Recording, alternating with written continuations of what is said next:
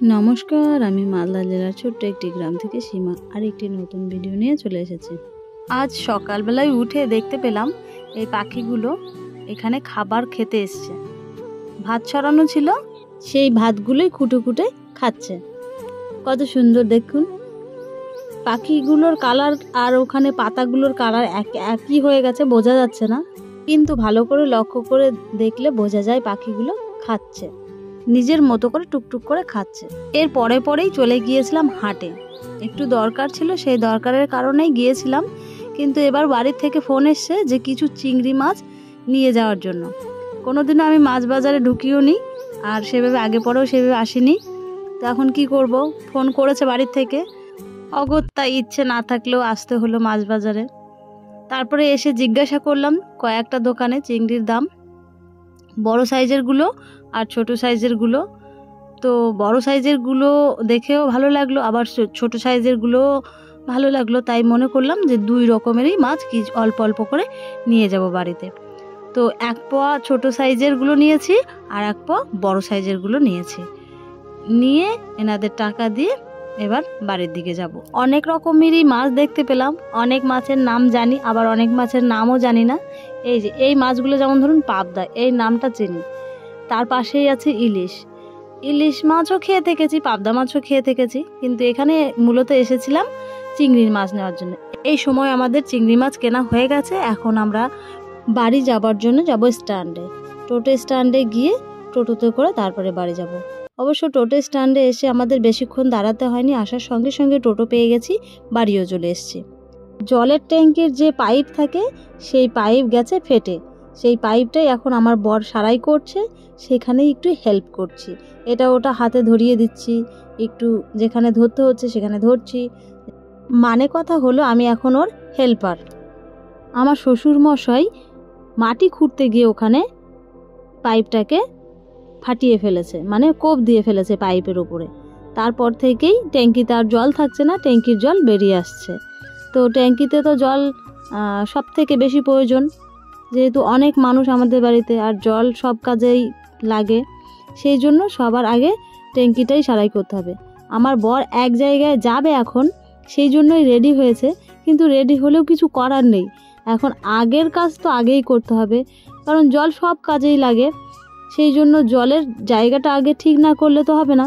অনেক চেষ্টা করেও ওই জায়গাটায় সেট খাচ্ছিল না, সেই জন্য দেখুন এখন নিয়ে নিয়েছে একটা হ্যাসকো ব্লেড দিয়ে ও পাইপটাকে একটু কেটে নিচ্ছে, আর আমি পাইপটা শক্ত করে ধরে আছি যাতে ঠিকঠাক করে পাইপটা কেটে যায়। ঠিকঠাক করে কাটাও যাচ্ছিল না, যেহেতু এখানে মাটিতে ভর্তি, সেই জন্য অল্প অল্প করেই কাটছিল আর একটু একটু করে ভেঙে দিচ্ছিল, যাতে করে তাড়াতাড়ি কাজটা হয়ে যায়। দেখুন, আমরা তো এই পাইপের জলগুলো খেয়ে থাকি, পাইপে কত নোংরা জমে গেছে। এই পাইপ যদি পরিষ্কার না করা হয় তাহলে তো পেটে অসুখ হয়ে যাবে।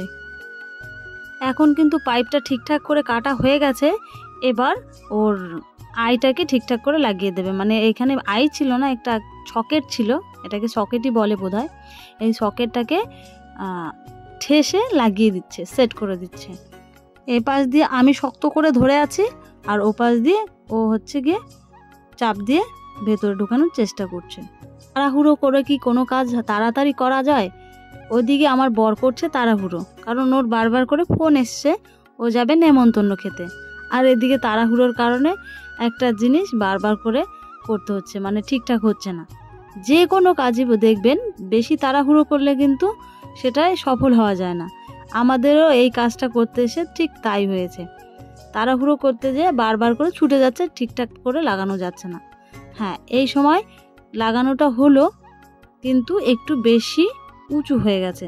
আমি বললাম থাক, এখন এই রকমই, কাল দেখা যাবে।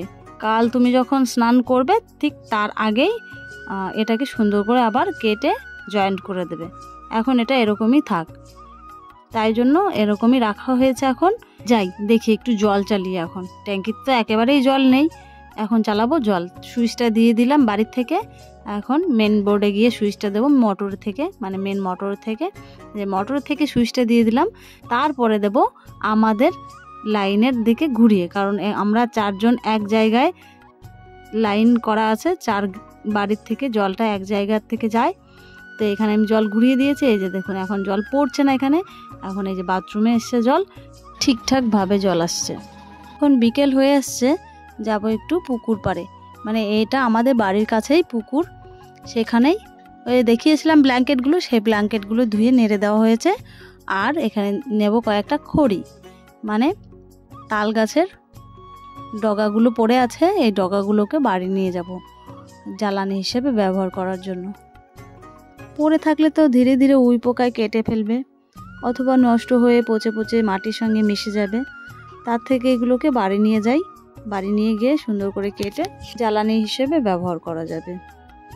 যার যতটুকুই থাকুক না কেন, জিনিস না অপচয় করেই খেতে হয়, ব্যবহারও করতে হয়। ব্ল্যাঙ্কেট নাড়তে এসে দেখলাম, তাই নিয়ে যাচ্ছি, এতে লাভই হলো। যাকে ভিডিও শেষে চলে এসেছি, ভালো লাগলে একটা লাইক করে দেবেন, সঙ্গে থাকবেন, সবাই সবার পাশে থাকবেন। নমস্কার।